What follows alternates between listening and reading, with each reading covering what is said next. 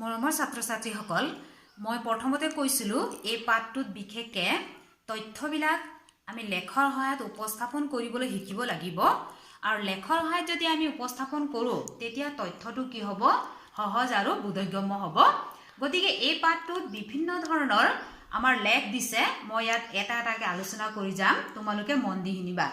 তো প্ৰথমটো আমাক দিছে সচিত্ৰ লেখ। প্ৰথমটোত আমাক কি দিছে সচিত্ৰ লেখ, ইংৰাজীত কি বুলি ক'ব পিক্টোগ্ৰাফ বুলি ক'ব।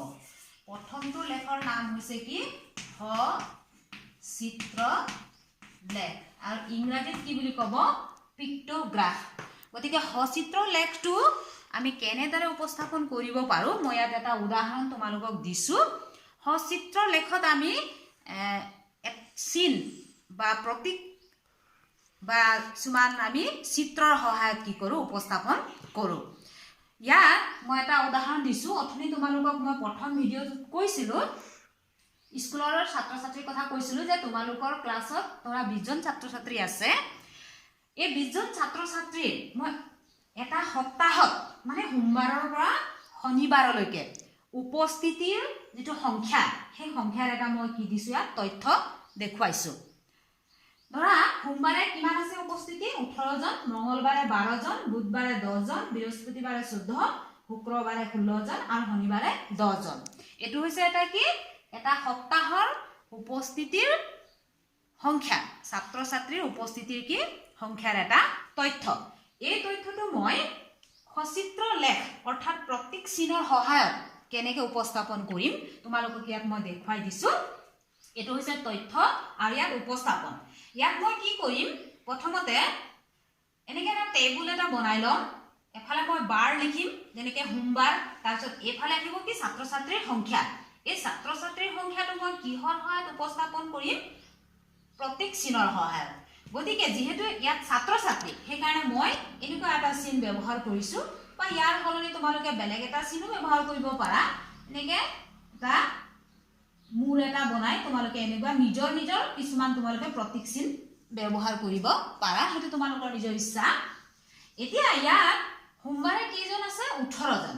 গতিকে 18 জন ছাত্ৰ ছাত্ৰী যদি মই ইয়াত উপস্থাপন কৰিবলৈ যাওঁ, বা কেতিয়াবা কি হ'ব পাৰে তোমালোকৰ তথ্যটো ডাঙৰো হ'ব পাৰে বা সংখ্যাবিলাক বেছি হ'ব পাৰে, তেতিয়া এটাৰ কাৰণে এটা চিত্ৰ তোমালোকে ব্যৱহাৰ কৰিব নোৱাৰিবও পাৰা বা জেগা নুজুৰিবও পাৰে। সেইকাৰণে তোমালোকে ইয়াত কি ব্যৱহাৰ কৰিব লাগিব স্কেল ব্যৱহাৰ কৰিব লাগিব।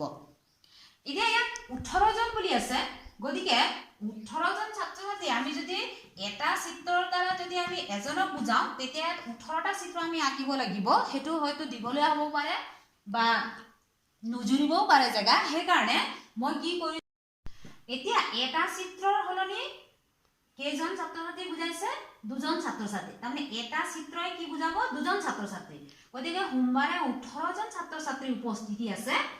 18 জন ছাত্ৰ ছাত্ৰীৰ কাৰণে আমি কেইটা চিত্ৰ আঁকিম, এটা চিত্ৰই বুজাইছে 2 জন, দুটা চিত্ৰই কেইজন বুজাব 4 জন, তিনিটাই কেইজন বুজাব 6 জন, চাৰিটাই কেইজন বুজাব 8 জন, পাঁচটাই কেইজন বুজাব 10 জন, ছটাই কেইজন বুজাব 12 জন, সাতটাই কেইজন বুজাব 14 জন, আঠটাই কেইজন বুজাব 16 জন আৰু নটাই কেইজন বুজাব 18 জন।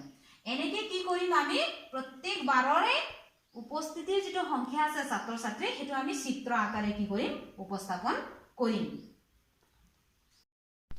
এনেকৈ আমি কি কৰিব পাৰোঁ প্ৰতীক চিনৰ সহায়ত আমি তথ্যখিনি উপস্থাপন কৰিব পাৰোঁ। গোটেইখিনি তথ্য মই ইয়াত উপস্থাপন কৰি দিলোঁ। গতিকে এইটোৱে হৈছে কি এটা সচিত্ৰ লেখ। তোমালোকে এনেকুৱা বহুত তথ্য আছে কিতাপত, সেইখিনি তোমালোকে ঘৰত কৰি পেলাবা। ইয়াত প্ৰতীক চিন বুলি ক'লে যে এইটোৱে ব্যৱহাৰ কৰিব লাগে সেইটো নহয়। তোমালোকে হয়তো কিতাপ বুলি ক'লে সৰু সৰু কিতাপ আঁকি দিব পাৰা, চিন ব্যৱহাৰ কৰিলেই হ'ল মাত্ৰ। বা অন্য কিবা যদি গাড়ীৰ কথা কোৱা আছে তেতিয়া সৰু সৰুকৈ গাড়ী আঁকি দিবা, এটা শ্বেপ বনালেই হ'ল। গতিকে এনেকৈ আমি কি কৰিব পাৰোঁ চিত্ৰৰ সহায়ত বা প্ৰতীক চিনৰ সহায়ত আমি তথ্য উপস্থাপন কৰিব পাৰোঁ, যাক কি বুলি কয় সচিত্ৰ লেখ বুলি কয়।